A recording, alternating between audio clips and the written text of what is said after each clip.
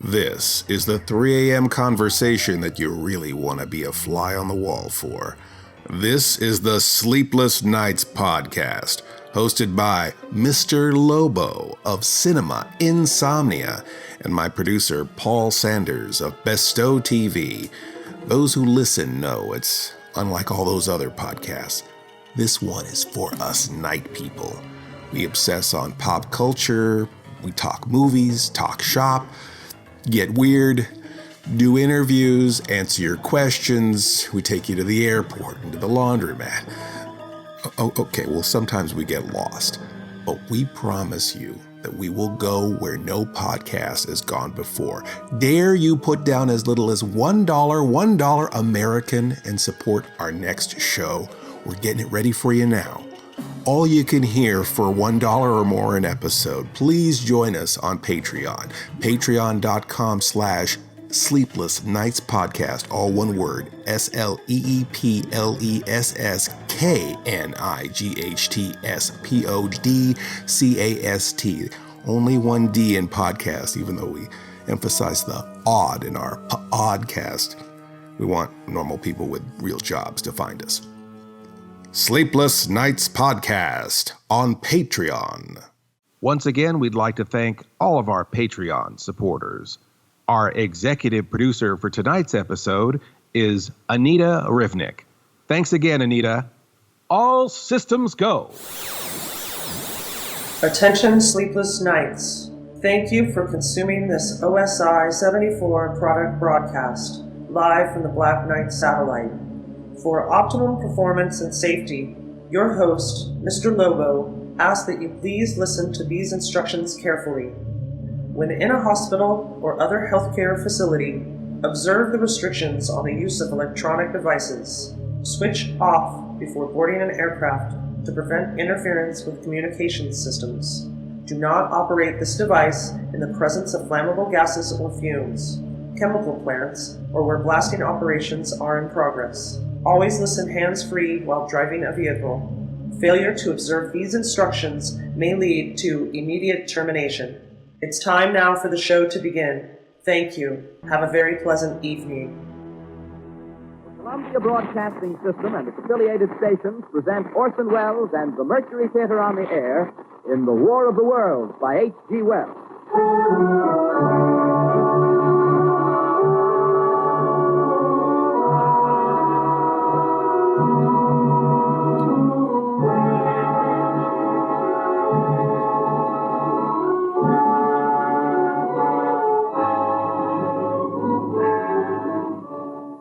Ladies and gentlemen, the director of the Mercury Theater and star of these broadcasts, Orson Welles. We know now that in the early years of the 20th century, this world was being watched closely by intelligences greater than man's, and yet as mortal as his own. We know now that as human beings busied themselves about their various concerns, they were scrutinized and studied, perhaps almost as narrowly as a man with a microscope might scrutinize the transient creatures that swarm and multiply in a drop of water.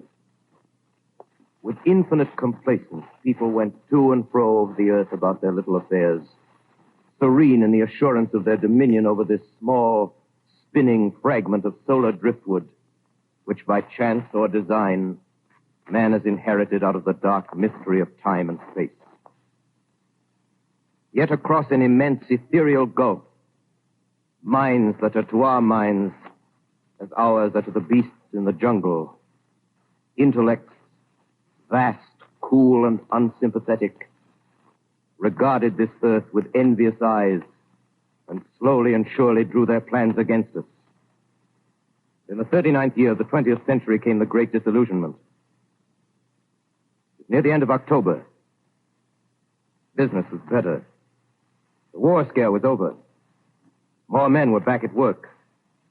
Sales were picking up. On this particular evening, October 30th, the Crosley service estimated that 32 million people were listening in on radios. The next 24 hours, not much change in temperature. A slight atmospheric disturbance of undetermined origin is reported over Nova Scotia, causing a low-pressure area to move down rather rapidly over the northeastern states bringing a forecast of rain accompanied by winds of light gale force. Maximum temperature 66, minimum 48. This weather report comes to you from the Government Weather Bureau. We take you now to the Meridian Room in the Hotel Park Plaza in downtown New York, where you will be entertained by the music of Raymond Raquello and his orchestra.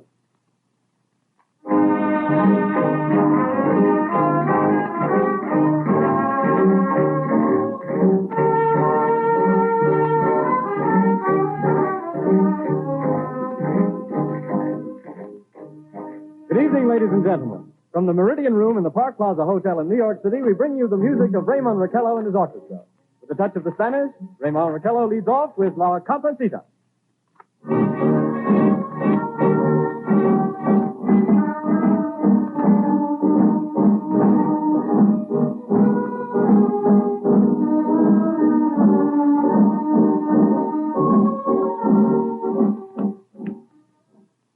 Ladies and gentlemen, we interrupt our program of dance music to bring you a special bulletin from the Intercontinental Radio News. At 20 minutes before 8 Central Time, Professor Farrell of the Mount Jennings Observatory, Chicago, Illinois, reports observing several explosions of incandescent gas occurring at regular intervals on the planet Mars. The spectroscope indicates the gas to be hydrogen and moving toward the Earth with enormous velocity. Professor Pearson of the observatory at Princeton confirms Farrell's observation and describes the phenomenon as, quote, like a jet of blue flame shot from a gun, unquote. We now return you to the music of Raymond Raquello, playing for you in the Meridian Room of the Park Plaza Hotel, situated in downtown New York.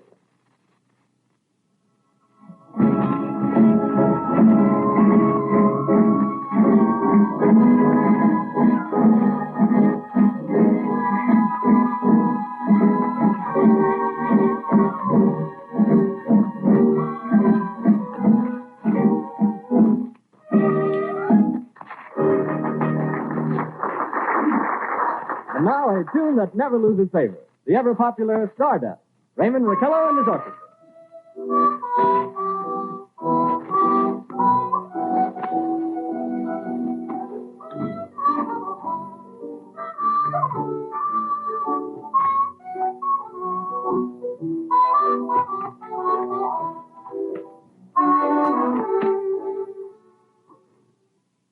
Ladies and gentlemen, following on the news given in our bulletin a moment ago, the Government Meteorological Bureau has requested the large observatories of the country to keep an astronomical watch on any further disturbances occurring on the planet Mars. Due to the unusual nature of this occurrence, we have arranged an interview with the noted astronomer, Professor Pearson, who will give us his views on this event. In a few moments, we will take you to the Princeton Observatory at Princeton, New Jersey. We return you until then to the music of Raymond Raquello and his orchestra.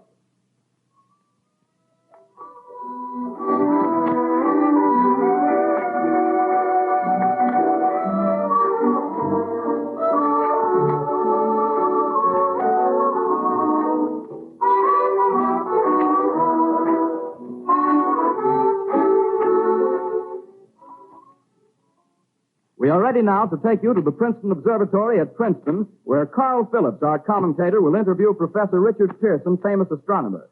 We take you now to Princeton, New Jersey. Good evening, ladies and gentlemen. This is Carl Phillips speaking to you from the observatory at Princeton. I'm standing in a large semicircular room, pitch black except for an oblong split in the ceiling. Through this opening, I can see a sprinkling of stars that cast a kind of frosty glow over the intricate mechanism of the huge telescope. The ticking sound you hear is the vibration of the clockwork. Professor Pearson stands directly above me on a small platform, peering through the giant lens. I'll ask you to be patient, ladies and gentlemen, during any delay that may arise during our interview.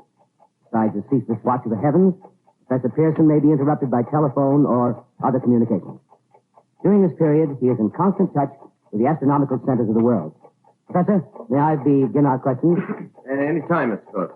Professor, would you please tell our radio audience exactly what you see as you observe the planet Mars through your telescope?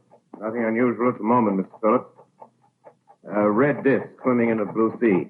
Transverse stripes across the disk. Quite distinct now because Mars happens to be at the point nearest the Earth, in opposition, as we call it. In your opinion, what do these transverse stripes signify, Professor Pearson? Not canals, I can assure you, Mr. Phillips. Say, Although that's the popular conjecture of those who imagine Mars to be inhabited. From a scientific viewpoint, the stripes are merely the result of atmospheric conditions peculiar to the planet. then you're quite convinced, as a scientist, that living intelligence as we know it does not exist on Mars? I say the chances against it are 1,000 to 1. And yet, how do you account for these gas eruptions occurring on the surface of the planet at regular intervals? Phillips, I cannot account for it. By the way, Professor, for the benefit of our listeners, how far is Mars from the Earth? Approximately 40 million miles. Well, that seems a safe enough distance. Just a moment, ladies and gentlemen. Someone has just handed Professor Pearson a message. While he reads it, let me remind you that we are speaking to you from the observatory in Princeton, New Jersey, where we are interviewing the world-famous astronomer, Professor Pearson. One moment, please. Professor Pearson has passed me a message which he has just received. Professor, may I read the message to the listening audience? Certainly. Ladies and gentlemen, I shall read you a wire addressed to Professor Pearson from Dr. Gray of the Natural History Museum, New York. Quote, 9:15 p.m. Eastern Standard Time. Seismograph registered shock of almost earthquake intensity occurring within a radius of 20 miles of Princeton. Please investigate. Signed, Lloyd Gray, Chief of Astronomical Division. Unquote. Professor Pearson, could this occurrence possibly have something to do with the disturbances observed on the planet Mars? Hardly, Mr. Phillips. This is probably a meteorite of unusual size, and its arrival at this particular time is merely a coincidence. However, we shall conduct a search as soon as daylight permits. Thank you, Professor. Ladies and gentlemen, for the past 10 minutes, we've been speaking to you from the observatory at Princeton, bringing you a special interview with Professor Pearson, noted astronomer. This is Carl Phillips speaking. We are returning you now to our New York studio.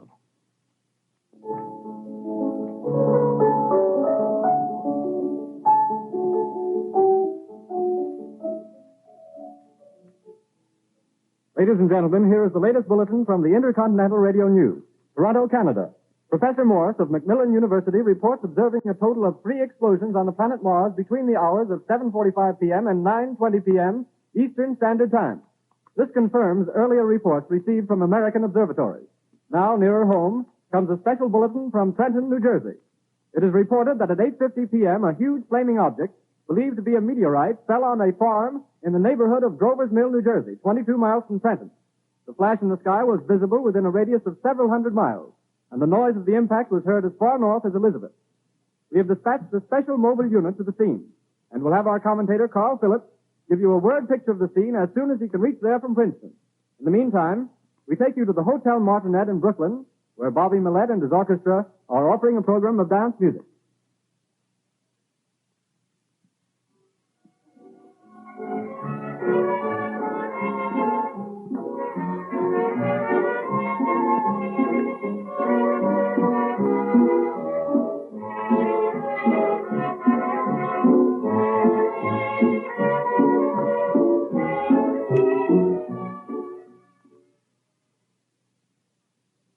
We take you now to Grover's Mill, New Jersey.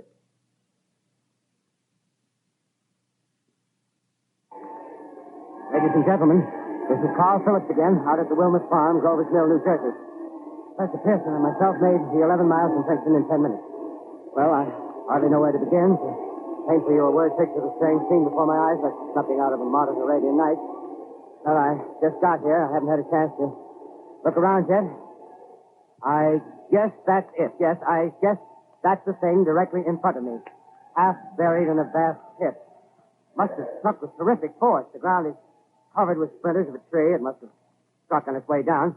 But I can see the object itself doesn't look very much like a meteor. At least not the meteors I've seen. It looks more like a huge cylinder. Has a diameter of, what would you say, Professor Pearson? What's that? What would you say, what's the diameter of this? About 30 yards. About 30 yards. The metal on the sheath is, well, I've never seen anything like it. The color is sort of yellowish white. Its curious spectators now are pressing close to the object in spite of the efforts of the police to keep them back, getting in front of my line of vision. Would you mind standing one side, please, while the police are pushing the crowd back? Here's Mr. Wilmot, owner of the farm here. He may have some interesting facts to add. Mr. Wilmot, would you please tell the radio audience as much as you remember of this rather unusual visitor that dropped in your backyard? A step closer, please. Ladies and gentlemen, this is Mr. Wilmot. Well, I was listening to the radio. Closer and louder, please. Pardon me? Louder, please, closer. Yes. I was listening to the radio and kind of drowsing. That professor fellow was talking about Mars, so I was half chosen and half... Yes, Mr. Wilmot, and then what happened? Well, as I was saying, I was listening to the radio, kind of halfway. Yes, Mr. Wilmot, and then you saw something. Not first off. I heard something. And what did you hear? A hissing sound like this.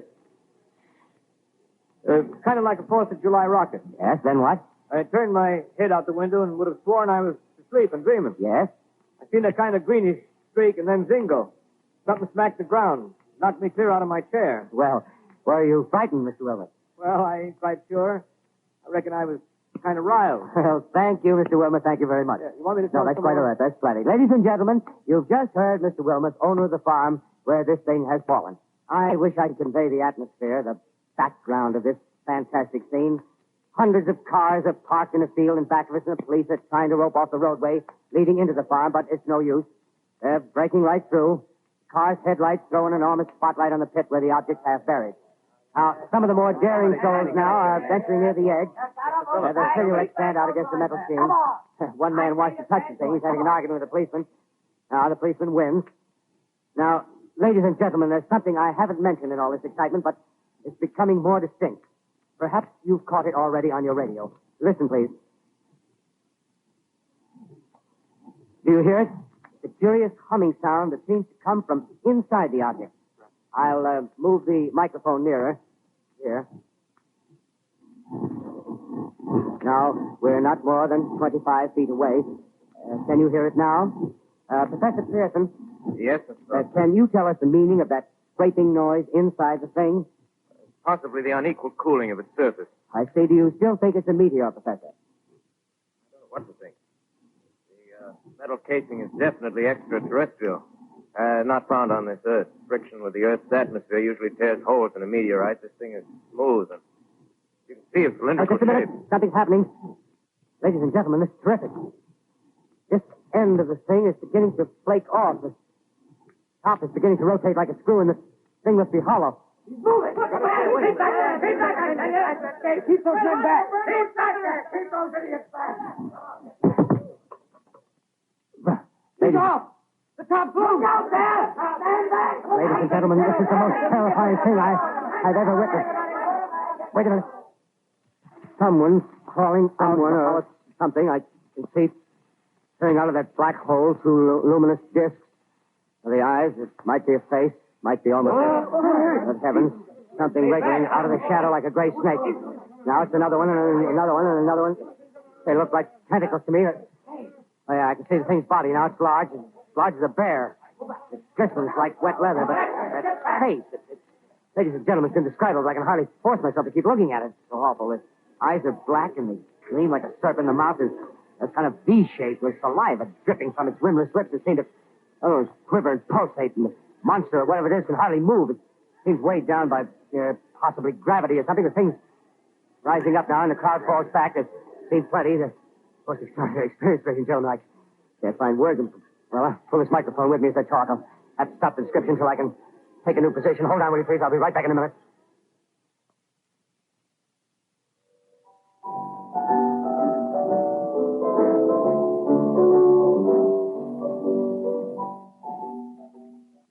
We are bringing you an eyewitness account of what's happening on the Wilmuth Farm, Grover's Mill, New Jersey.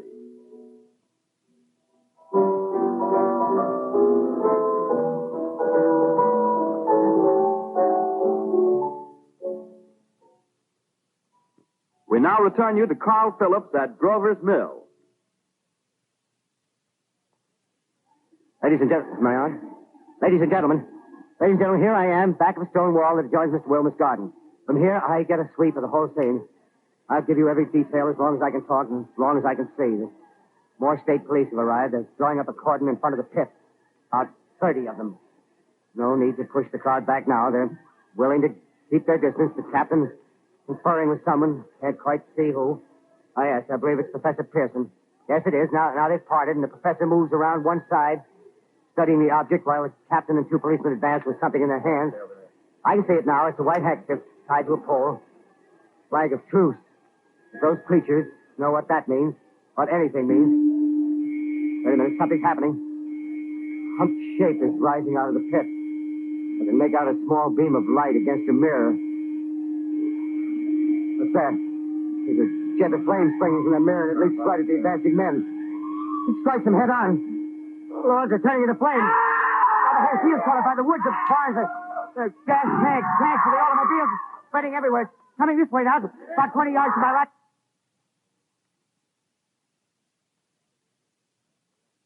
Ladies and gentlemen, due to circumstances beyond our control, we are unable to continue the broadcast from Grover's Mill.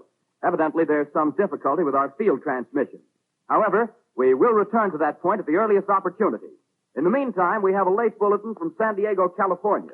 Professor Indelkoffer, speaking at a dinner of the California Astronomical Society, expressed the opinion that the explosions on Mars are undoubtedly nothing more than severe volcanic disturbances on the surface of the planet. We continue now with our piano interlude.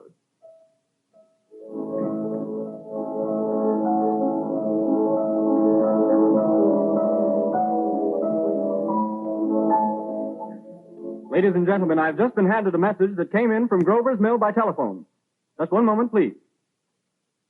At least 40 people, including 6 state troopers, lie dead in a field east of the village of Grover's Mill. Their bodies burned and distorted beyond all possible recognition. The next voice you hear will be that of Brigadier General Montgomery Smith, commander of the state militia at Trenton, New Jersey. I have been requested by the governor of New Jersey to place the counties of Mercer and Middlesex as far west as Princeton and east to Jamesburg under martial law. No one will be permitted to enter this area except by special pass issued by state or military authorities. 4 companies of state militia are proceeding from Trenton to Grover's Mill and will aid in the evacuation of homes within the range of military operations. Thank you. You have just been listening to General Montgomery Smith, commanding the state militia at Trenton. In the meantime, further details of the catastrophe at Grover's Mill are coming in. The strange creatures, after unleashing their deadly assault, crawled back in their pit and made no attempt to prevent the efforts of the firemen to recover the bodies and extinguish the fire. The combined fire departments of Mercer County are fighting the flames which menace the entire countryside. We have been unable to establish any contact with our mobile unit at Grover's Mill, but we hope to be able to return you there at the earliest possible moment. In the meantime, we take you to... Just one moment, please. Ladies and gentlemen, I have just been informed that we have finally established communication with an eyewitness of the tragedy. Professor Pearson has been located at a farmhouse near Grover's Mill, where he has established an emergency observation post. As a scientist, he will give you his explanation of the calamity. The next voice you hear will be that of Professor Pearson, brought to you by direct wire. Professor Pearson. Of the creatures in the rocket cylinder at Grover's Mill, I can give you no authoritative information, either as to their nature, their origin, or their purposes here on Earth. Of their destructive instrument, I might venture some conjectural explanation. For want of a better term, I shall refer to the mysterious weapon as a heat ray. It's all too evident that these creatures have scientific knowledge far in advance of our own. It's my guess that in some way they are able to generate an intense heat in a chamber of practically absolute non-conductivity.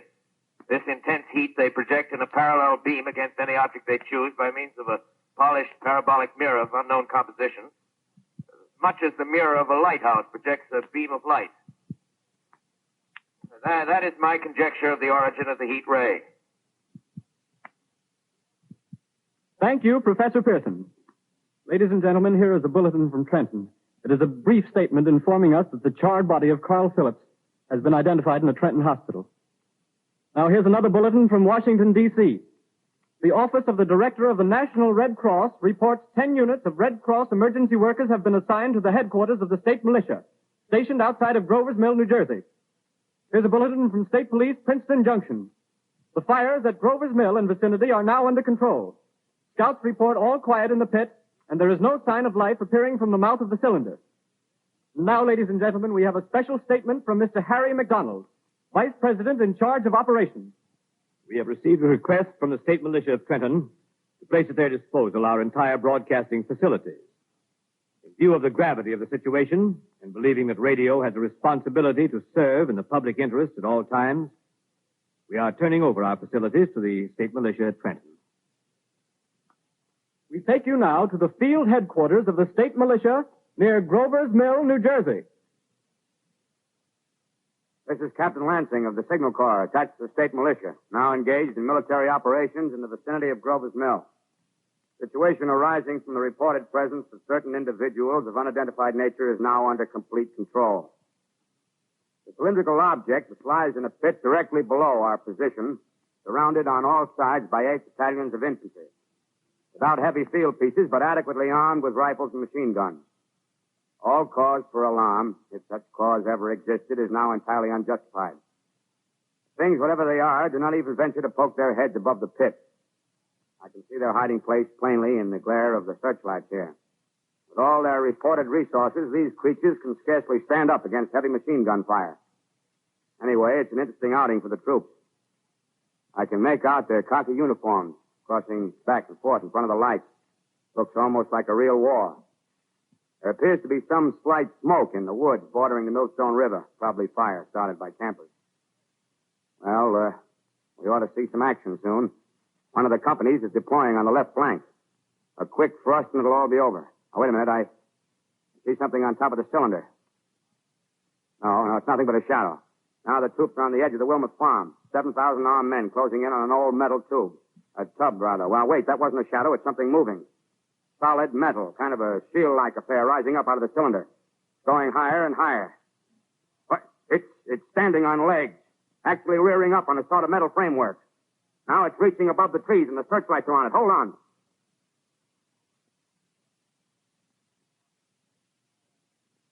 Ladies and gentlemen, I have a grave announcement to make. Incredible as it may seem, both the observations of science and the evidence of our eyes lead to the inescapable assumption that those strange beings who landed in the Jersey farmlands tonight are the vanguard of an invading army from the planet Mars. The battle which took place tonight at Grover Mills has ended in one of the most startling defeats ever suffered by an army in modern times.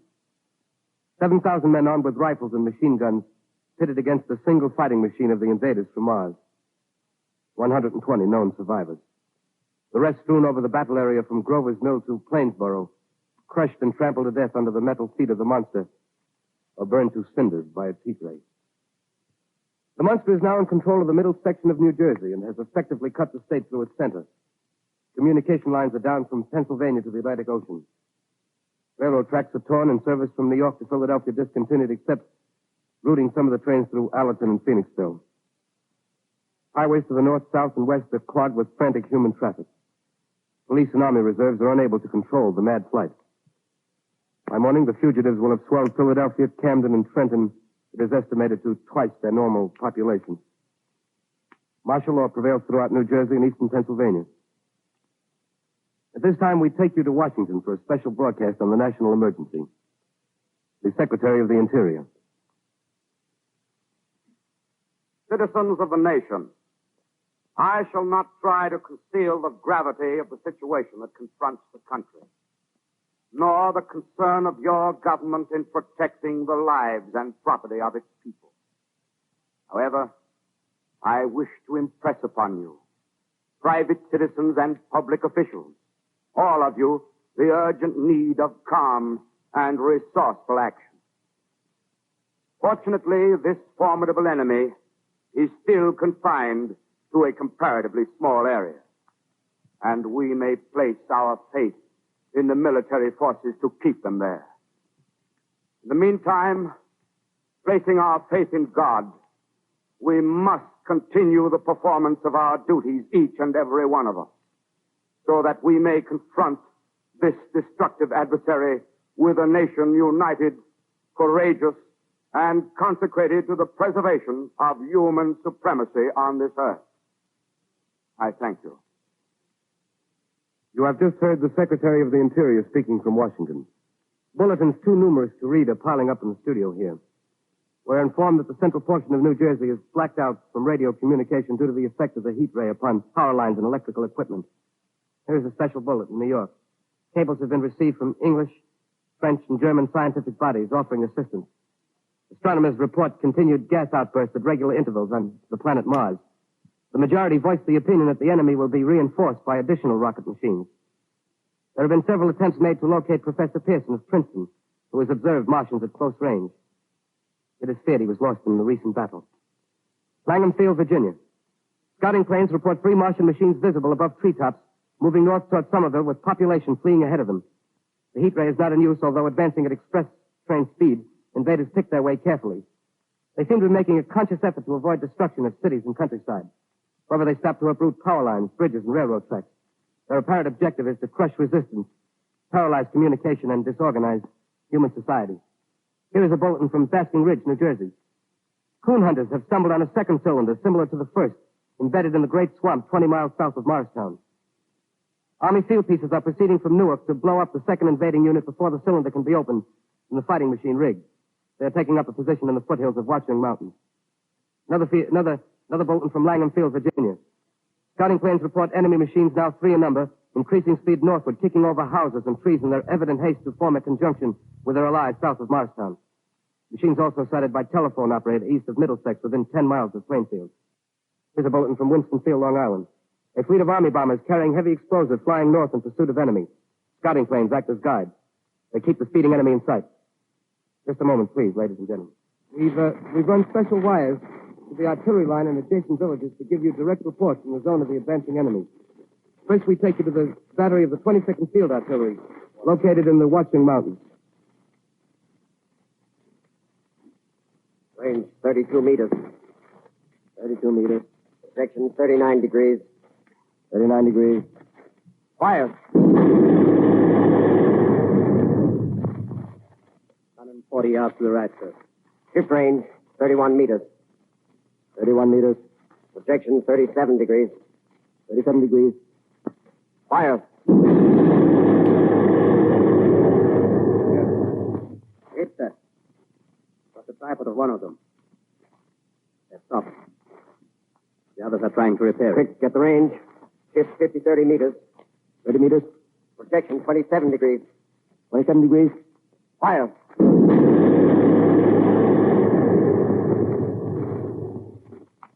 Can't see the cell lamp, sir. Letting off a smoke. What is it? Black smoke, sir. Moving this way. Lying close to the ground. Moving fast. Put on gas mask. Get ready to fire. Ship to 24 meters. 24 meters. Projection 24 degrees. 24 degrees. Fire.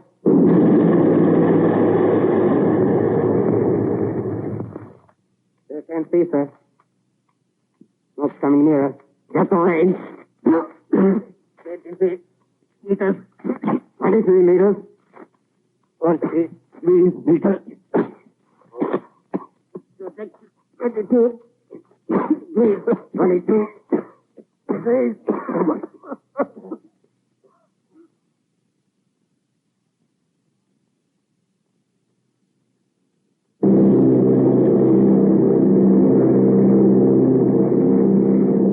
Army bombing plane V-843 off Bayonne, New Jersey. Lieutenant Boat, commanding 8 bombers, reporting to Commander Fairfax, Langham Field. This is Boat reporting to Commander Fairfax, Langham Field. Enemy tripod machines now in sight. Reinforced by 3 machines from the Morristown cylinder. 6 altogether. 1 machine partially crippled. Believed hit by shell from Army gun in Watchung Mountain. Guns now appear silent. A heavy black fog hanging close to the earth of extreme density, nature unknown. No sign of heat ray. Enemy now turns east, crossing Passaic River into the Jersey marshes. Another straddles the Pulaski Skyway. Evident objective is New York City. They're pushing down a high-tension power station. Machines are close together now, and we're ready to attack. Planes circling, ready to strike. 1,000 yards, and we'll be over the first.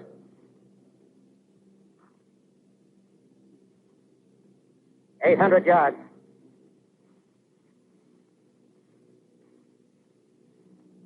$600.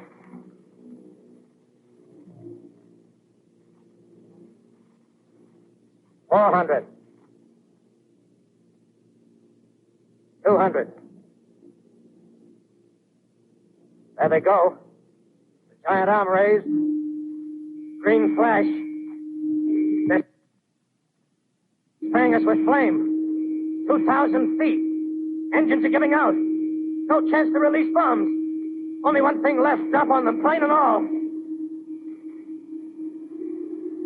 We're diving on the first one. No! now, the engine's gone. Hey!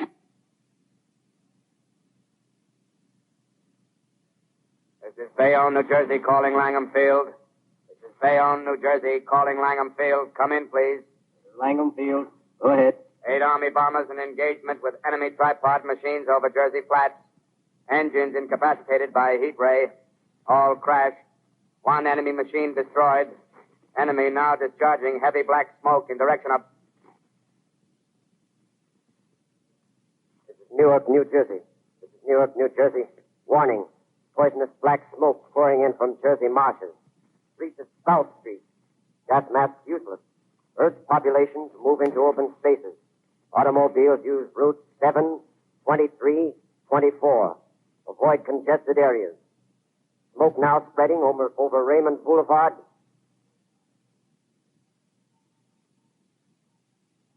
L calling CQ, 2X2L calling CQ, 2X2L calling 8X3R. Come in, please. This is 8X3R coming back at 2X2L.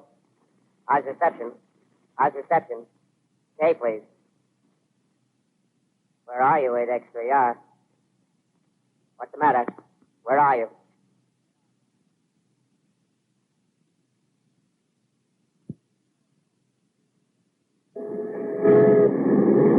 I'm speaking from the roof of Broadcasting Building.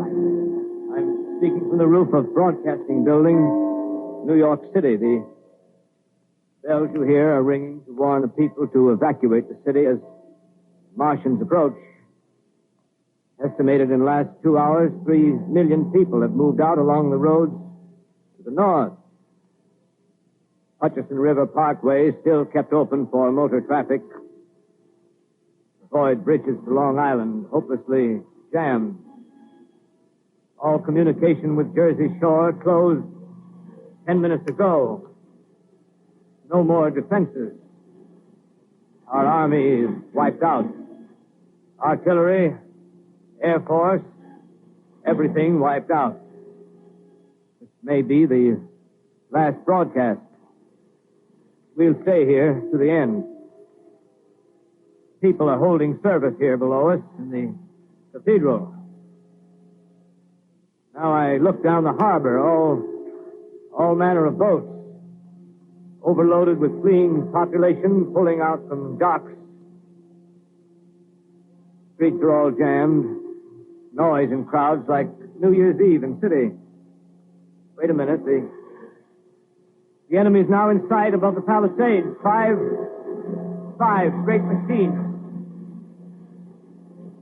First one is crossing the river. I can see it from here, wading the Hudson like a man wading through a brook.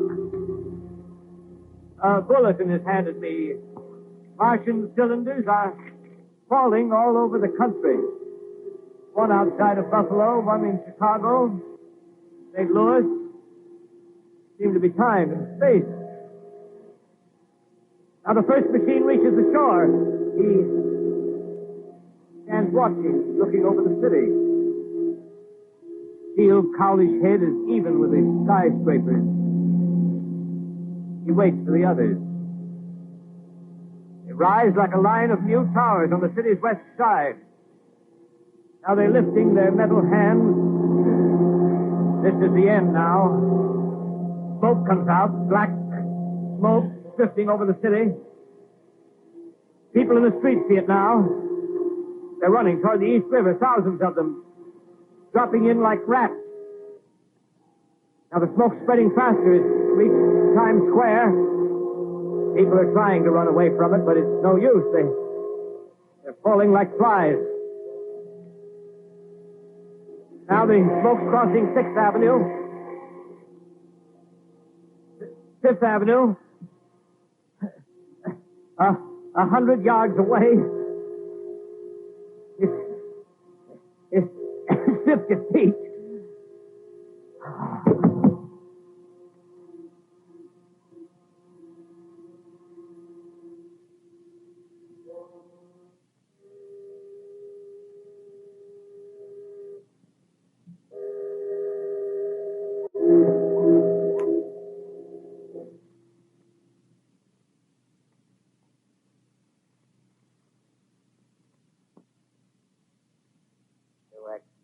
2X2L, calling CQ. 2X2L, calling CQ. 2X2L, calling CQ, New York. Isn't there anyone on the air? Isn't there anyone on the air? Isn't there anyone? 2X2L.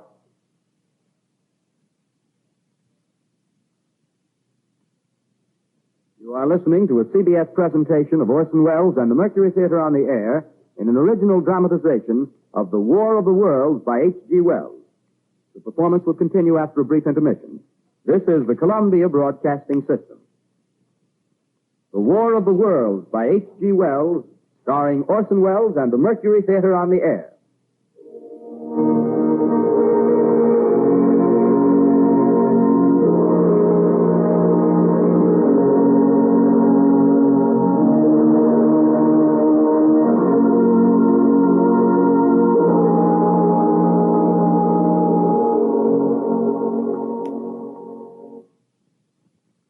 As I set down these notes on paper, I'm obsessed by the thought that I may be the last living man on Earth.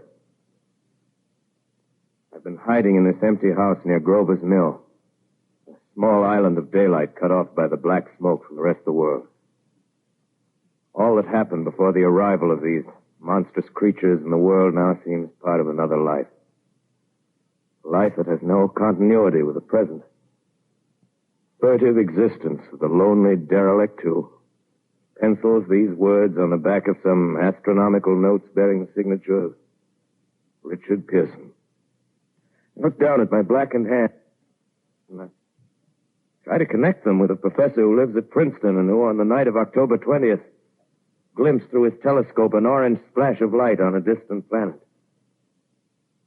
My wife, my colleagues, my students, my books, my observatory, my world. Where are they? Did they ever exist? Am I Richard Pearson? What day is it? Do days exist without calendars? Does time pass when there are no human hands left to wind the clocks?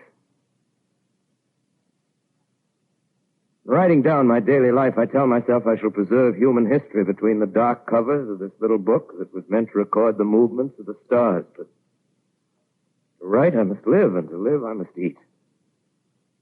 Find moldy bread in the kitchen and an orange not too spoiled to swallow. Keep watch at the window. Time to time, I catch sight of a Martian above the black smoke. Smoke still holds the house in its black coil, but at length there's a hissing sound, and suddenly I see a Martian mounted on his machine, spraying the air with a jet of steam as if to dissipate the smoke. I watch in a corner as his huge metal legs nearly brush against the house. Exhausted by terror, I fall asleep. Morning. Sun streams in the window. Black cloud of gas is lifted, and the scorched meadows to the north look as though a black snowstorm had passed over them. I venture from the house. I make my way to a road, no traffic. Here and there, a wrecked car, baggage overturned, a blackened skeleton. Push on north. For some reason, I feel safer trailing these monsters than running away from them. And I keep a careful watch. I've seen the Martians feed.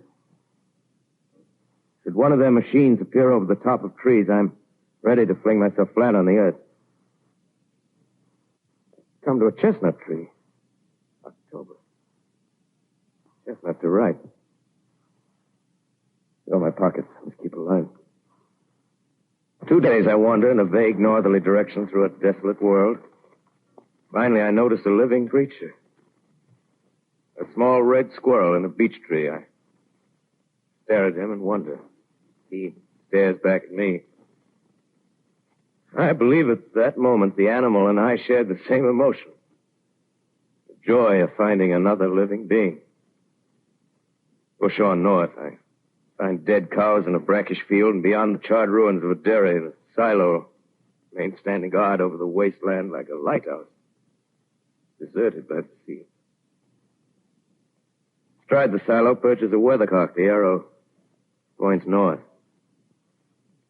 North. Next day, I come to a city. City vaguely familiar in its contours, yet its buildings strangely dwarfed and leveled off as if a giant had sliced off its highest towers with a capricious sweep of his hand. Reached the outskirts, I found Newark. Newark, undemolished but humbled by some whim of the advancing Martians. Presently, with an odd feeling of being watched, I caught sight of something crouching in a doorway. I made a step towards it. Rose up and became a man. A man armed with a large knife. Stop! Where do you come from? I come from many places. A long time ago, from Princeton. Princeton, huh? That's near Grover's Mill. Yes. Grover's Mill. There's no food here. This is my country. All this end of town down the river. There's only food for one. Which way are you going? I don't know. I guess I'm looking for people. Hey, what was that? You hear something just then? No. Only a bird. A live bird. You get to know that birds have shadows these days. Hey, we're in the open here. Let's crawl in this doorway here and talk. Have you seen any Martians? No. They're going over to New York. Night, the sky's alive with their lights, just as if people were still living in it. By daylight, you can't see them. 5 days ago, a couple of them carried something big across the flats from the airport. I think they're learning how to fly. Fly? Yeah, fly. Then it's all over with humanity. Stranger, there's still you and I. 2 of us left. Yeah. They got themselves in solid. They wrecked the greatest country in the world. Those green stars, they're probably falling somewhere every night. They've only lost one machine. There isn't anything to do. We're done. We're licked. Where were you? You're in a uniform. Yeah, what's left of it. I was in the militia. National Guard. That's good. There wasn't any war. Any more than there's war between men and ants. Yes, but we're eatable ants. I found that out. What'll they do to us? I thought it all out. Right now, we're caught as we're wanted. The Martian only has to go a few miles to get a crowd on the run. But they won't keep on doing that. They'll begin catching us systematic, like keeping the best and storing us in cages and things. They haven't begun on us yet. Not begun? Not begun. All that's happened so far is because we don't have sense enough to keep quiet. Bothering them with guns and such stuff and losing our heads and rushing off in crowds. No, instead of our rushing around blind, we gotta fix ourselves up. Fix ourselves up according to the way things are now. Cities, nations, civilization, progress. Yes, but if that's so, what is there to live for? Well, there won't be any more concerts for 1,000,000 years or so, and no nice little dinners at restaurants. If it's amusement you're after, I guess the game's up. What is there left? Life, that's what. I want to live. Yeah, and so do you. We're not going to be exterminated. And I don't mean to be caught either. Tamed and fattened and bred like an ox. What are you going to do? I'm going on. Right under their feet. I got a plan. We men as men, we're finished. We don't know enough. We got to learn plenty before we get a chance. We've got to live and keep free while we learn, see? I've thought it all out, see? Oh, tell me the rest. Well, it isn't all of us that are made for wild beasts. That's what it got to. That's what it got to be. That's why I watched you. Watched you. All those little office workers that used to live in these houses. They be no good. They haven't any stuff in them. They used to run off to work. I've seen hundreds of them running to catch their commuter's train in the morning, afraid they'd get canned if they didn't. Running back at night, afraid they wouldn't be in time for dinner. Lives insured and a little invested in case of accidents. Yeah, and on Sundays, worried about the hereafter. The Martians, they'll be a godsend for those guys. Nice roomy cages, good food, careful breeding, no worries. Yeah, after a week or so of chasing around the fields on empty stomachs, they'll come and be glad to be caught. You've thought it all out, haven't you? Sure, you bet I have. That isn't all. These Martians are going to make pets of them. Train them to do tricks. Who knows, get sentimental over the pet boy who grew up and had to be killed. Yeah, and some maybe, they'll train to hunt us. Oh, no, it's impossible. Yes, they will. There's men who do it gladly. One of them never comes after me, by... In the meantime, you and I and others like us, where are we to live when the Martians own the Earth? I got it all figured out. To live underground. I've been thinking about the sewers. Under New York, there are miles and miles of them. The main ones, they're big enough for anybody. And there's cellars, vaults, underground storerooms, railway tunnels, subways. You begin to see, huh? We'll get a bunch of strong men together. No weaklings. That rubbish, out. As you meant me to go. All right. Give you a chance, didn't I? Won't quarrel about that. Go on. Well, we got to make safe places for us to stay in, see? Get all the books we can. Science books. That's where men like you come in, see? We raid the museums. We'll even spy on the Martians. May not be so much we have to learn before... Just imagine this. 4 or 5 of their own fighting machines suddenly start off. Heat rays right and left. Not a Martian in them. Not a Martian in them, see? But men. Men who've learned the way how. Maybe in our time. Gee. Imagine having one of them lovely things with a heat ray wide and free. We'd turn it on Martians. We'd turn it on men. We'd bring everybody down on their knees. That's your plan. You. Me. You more. We'd own the world. I see. Hey. Hey, what's the matter? Where are you going? Not to your world. Bye, stranger. Well, after parting with the artilleryman, I came at last to the Holland Tunnel, entered that silent tube. Anxious to know the fate of the great city on the other side of the Hudson. Cautiously, I came out of the tunnel and made my way up Canal Street. Reached 14th Street, and there again were black powder and several bodies and an evil, ominous smell from the gratings of the cellars of some of the houses. I wandered up through the 30s and 40s, stood alone on Times Square, caught sight of a lean dog running down 7th Avenue with a piece of dark brown meat in his jaws and a pack of starving mongrels at his heels. Made a wide circle around me as though he feared I might prove a fresh competitor. Walked up Broadway in the direction of that strange powder, past silent shop windows, displaying their mute wares to empty sidewalks. Past the Capitol Theater, silent, dark. Past a shooting gallery where a row of empty guns faced an arrested line of wooden ducks. Near Columbus Circle, I noticed models of 1939 motor cars in the showrooms facing empty streets. Over the top of the General Motors building, I watched a flock of black birds circling in the sky. Hurried on. Suddenly, I caught sight of the hood of a Martian machine, standing somewhere in Central Park, gleaming in the late afternoon sun. An insane idea. I rushed recklessly across Columbus Circle and into the park. I climbed a small hill above the pond at 60th Street, and from there I could see, standing in a silent row along the mall, 19 of those great metal titans, their cowls empty, their steel arms hanging listlessly by their sides.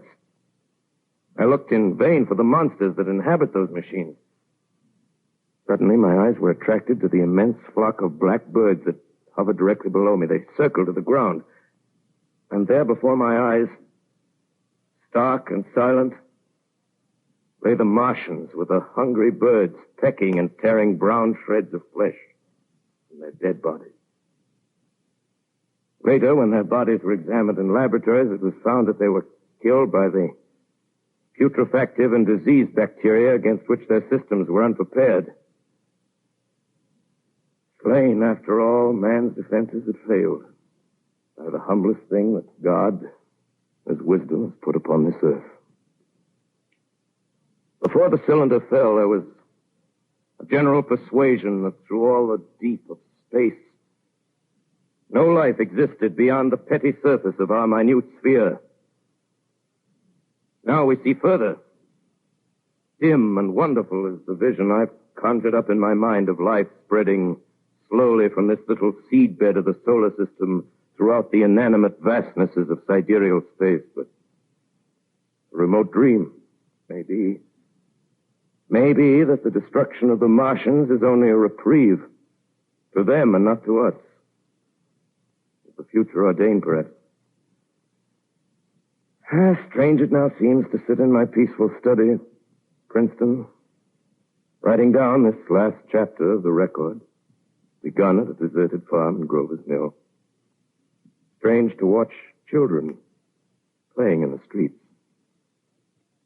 Strange to see young people strolling on the green where the new spring grass heals the last black scars of a bruised earth. Strange to watch the sightseers enter the museum where the dissembled parts of a Martian machine are kept on public view. Strange when I recall the time when I first saw it. Bright and clean-cut, hard and silent under the dawn of that last great day.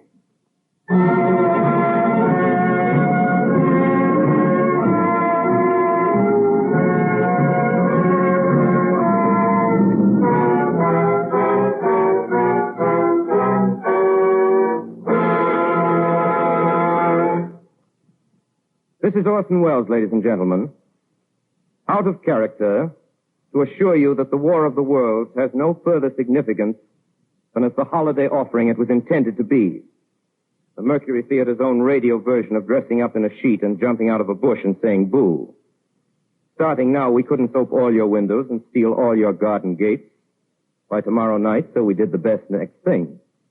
We annihilated the world before your very ears and utterly destroyed the CBS. You will be relieved, I hope, to learn that we didn't mean it, and that both institutions are still open for business. So goodbye, everybody, and remember, please, for the next day or so, the terrible lesson you learned tonight. That grinning, glowing, globular invader of your living room is an inhabitant of the pumpkin patch, and if your doorbell rings and nobody's there, that was no Martian, it's Halloween.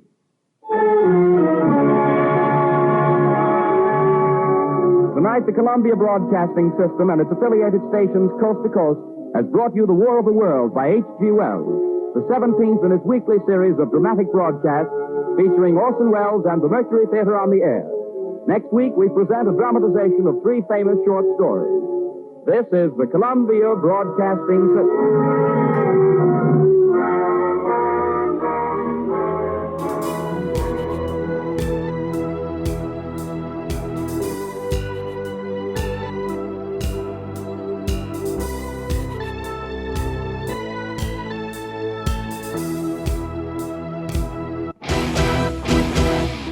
You have been listening to the Sleepless Knights Podcast, or should we say, pODDcast. pODDcast. Emphasis on the odd. Our theme is by Mars Homeworld at Deadhouse Music. Our opening announcement is by Ophelia Necro. She does a radio show called Suicide Watch. And you could reach Mr. Lobo at cinemainsomnia.com, or find me on YouTube, YouTube/Mr. Lobo. MISTERLOBO. Mr. Lobo on Facebook, Facebook/MR.LOBO, or on Twitter, at Mr. Lobo, MISTERLOBO. Or you can find myself, Paul Sanders, or better known as BESTOW TV, at BESTOW.TV, on YouTube /BESTOW TV, on Twitter at BESTOW Prod, PROD, and on Facebook, BESTOW TV. If you want to place an advertisement with this podcast, and gosh, why wouldn't you? We could be talking about you right now. Contact us, Mr. Lobo at cinemainsomnia.com. That's MRLOBO @CINEMAINSOMNIA.com. Or support us on Patreon. Patreon supporters get to hear this podcast before anyone else and a lot of other great stuff, right, Paul? Sure. doesn't get it better than that, right? So come join the fun at patreon.com/Sleepless Knights Podcast. That's patreon.com/Sleepless Knights Podcast. Please stay up with us next week for another Sleepless Nights podcast. Or should we say, pODDcast. Podcast. The best thing about being an insomniac is never having to say goodnight. Good night.